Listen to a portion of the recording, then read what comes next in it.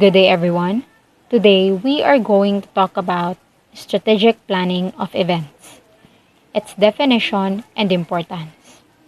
But first, let's talk about strategic planning. What comes to your mind when you hear that word? Strategic planning, it is something that we do unconsciously in every little thing that we do in our everyday lives. We plan strategically on what clothes should we wear, what kind of food should we eat, how to appropriately approach our loved ones, professors, and even strangers. We also plan on managing our time. But do you know that strategic planning is also a fundamental part of every event? Of course, because in every event, we have to plan. Not just plan, but plan strategically, as it serves as a foundation to every successful event. It is done before the event happens. It requires focused planning and strategic thinking to create an event plan that contains your goals and how to achieve those goals to satisfy your clients. Strategic planning of events. Event manager. Event manager must focus purely on the implementation of the event plan. Bakit kailangan ni event manager mag-focus sa pag-implement ng plano para dun sa event?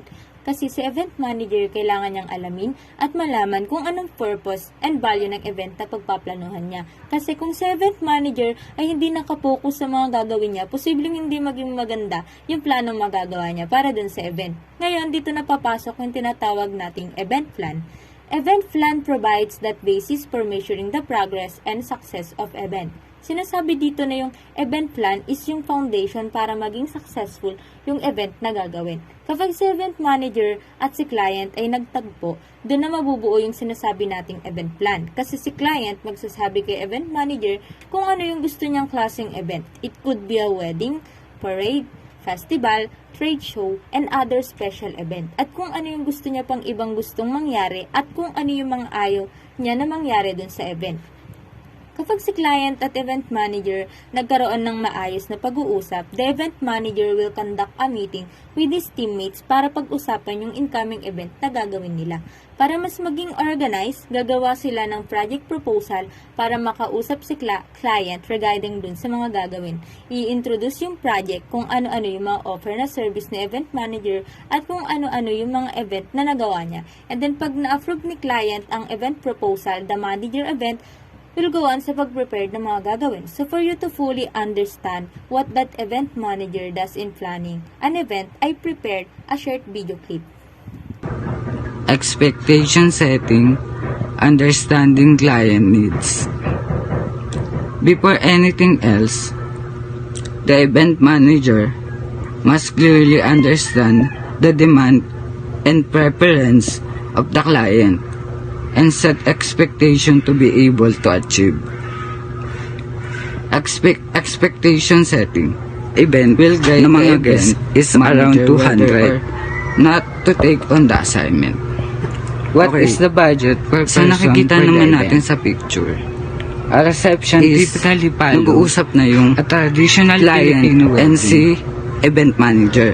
The cost depends on the number of the people. Kailangan masabi ni client yung gusto niya mangyari sa event ay sa kasal niya.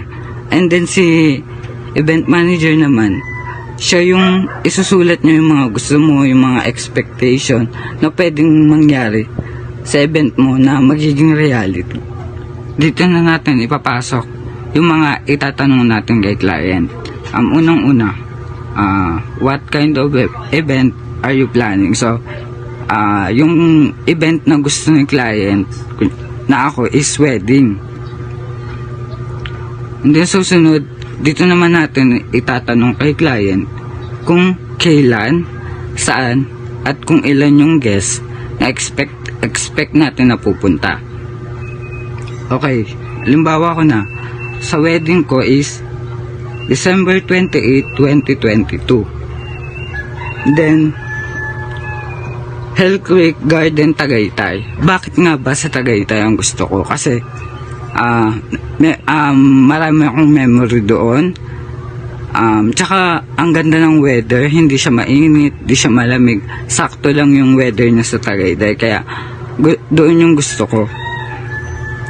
And then sa guest naman, ang ina-expect kong pumunta sa event ng mga guests is around 200. What is the budget per person for the event? A reception typically follow a traditional Filipino wedding. The cost depends on the number of the people in attendance. Number 1 is photographer. Photographer, they are the one who will document the whole event and etc. And since the client would like to have an unplugged wedding ceremony, wherein they will request their guests not to take photos and upload it to any social media accounts, they need professional photographer to take all the picture. It is also the best way to make sure that you will receive an undivided attention of your guests. And number 2 is the host. Hosts assist the guests at the wedding. They do things like greetings guests and basically help the guests know what is going to on the wedding reception.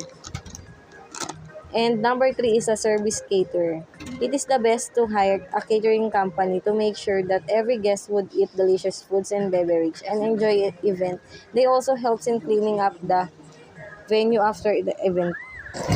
What are the 3 things you do not want to happen at your event? Number 1 is wardrobe malfunction. This is an embarrassing situation caused by the clothes a person is wearing. Number 2 is late guest. If you're the late guest, then call the host to find out what time the bride is expected to arrive so you can avoid bumping into her and running the big reveal. And number 3 is using phone during wedding ceremony. Don't text or use any apps during the ceremony. Keep your phone vibrate or turn it off during ceremony and don't take photos or videos during ceremony. How will you evaluate if your event is successful? Nowadays, one of the most obvious ways to measure the success of an event is to monitor its impact on social media. The more attendees that post using and interacting with the event hashtag, the better its impact. Event management body of knowledge. Embok paces. The paces illustrate the sequential nature of event management, highlighting the criticality of the time in any event project. The phases include initiation, planning, implementation, event, and closure, and derive from traditional project management technology. Initiation is the phase in which research is conducted and the concept is defined and validated. This is when the scope and context is set goal and objective are defined and the commitment of resources is established. Next is planning. Planning is the phase wherein the requirements and specification for the event project are determined, specifying the activity that will occur, how effort will organize, the resources will be required, and the context, condition, or assumption that will affect the decision to be made. Implementation is the phase when all the goods and services are contracted and coordinated, synchronizing all the operational and logistical requirements of an event project. Risk management techniques are required during this phase to ensure the proper verification and control activities are employed. The event is set apart from implementation as a distinct phase because a different and dynamic approach is required once the production begins. Whilst the above phases have the possibility of go, no-go decisions. Once the event begins, the only no-go possibility for the event is closure or cancellation of specific elements or activities included in the event. Risk monitoring and control functions are critical during this phase so that hazards or incidents are responded to in a timely and effective manner. Lastly is closure. Is the phase in which the event production is shut down, dismantled, and contractual obligations completed.